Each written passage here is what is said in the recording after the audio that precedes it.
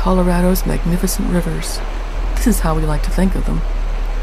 But in Grand County, the reality is quite different. Over 60% of the Fraser and Upper Colorado River's natural flows are diverted to the urban corridor of the Front Range, and new projects are proposing to remove even more. Here's a diversion point, with this water heading off to Denver. And here's what's left for Grand County on the other side of the diversion. So in the 50s, the population of Denver couldn't have been a few 100,000 people. Eisenhower had really good fishing, but as it grows, they're exercising their water rights. Your goal was to say, no, you can't have any more water. How much power do you have? I think we may have to get to that point. I think we have very good arguments in terms of the potential environmental impacts that the project will cause. We have good Clean Water Act arguments. We have good National Environmental Policy Act arguments. I think we have very strong arguments given the potential impacts. And it may get to that.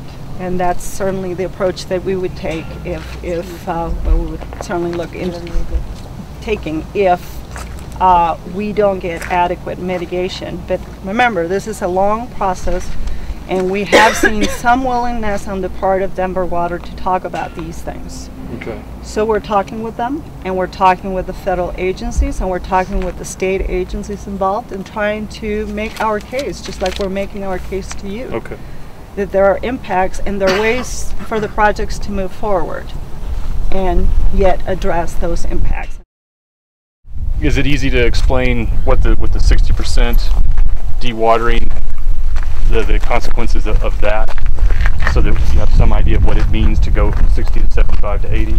It's, 60%, we have temperatures that can't sustain a cold water fishery anymore. We have sediment that destroys the spawning beds and bug life, which is the bottom of the food chain. Mm-hmm. So the fish lose their food supply. They hit temperatures that are lethal to a cold water fishery. And when you have sediment and high temperatures, mm-hmm. you have a perfect medium for growing algae. So the river is overrun with algae. This is at 60%. At 75 to 80%, that could be somewhere between 60 and 100. There's a tipping point in the river where it's not going to recover.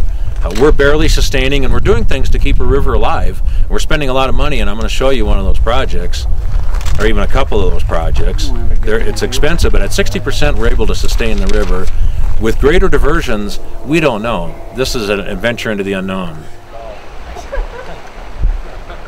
Local people own about 10% of the Fraser River, and difference between our use and their use is when we use water on this side of the divide, if it's my water and sand district, we run it through pipes, we clean it up, we put it back in the river. If it's a rancher, he runs it through his field, it gets in the ground, it gets back in the river. When it goes to the other side of the divide, the river never sees it again. It's 100% consumptive loss. Where here we're dealing with a water and sand district that I manage will have a 3% consumptive loss versus 100% of the transbasin diversion. That's one reason the rivers are so threatened. What's a transbasin diversion? Can you explain that? Sure. Transbasin diversion is when you take the water from the west side of the Continental Divide, or really out of any basin, take it into another basin. So once it gets to the east side of the divide, there's no return flow to the west side of the divide. And that's what causes the damage to our west slope rivers, is that 80% of the water's on the west slope, 80% of the people are on the east slope. All this water gets to a certain elevation, then it gets dewatered up to the head of the valley with a slow gravity feed system. It goes through that tunnel gravity feed. Denver doesn't have to pump it. It's really, really cheap water. So Denver sells it really, really cheap. The second, in this National Geographic that came out on water, they had a chart on municipal prices, and Denver was the second cheapest in the United States. So here we are in a desert with 17 inches of native rainfall, and we're selling our water so inexpensively that nobody values it. But the consequence is the death of the rivers, but they don't know that. That's the message that has to get out. 60% of the people who own property in Grand County live outside of Grand County. I think the same statistic is true in Summit County. That's pretty close, and most of that is Front Range. So our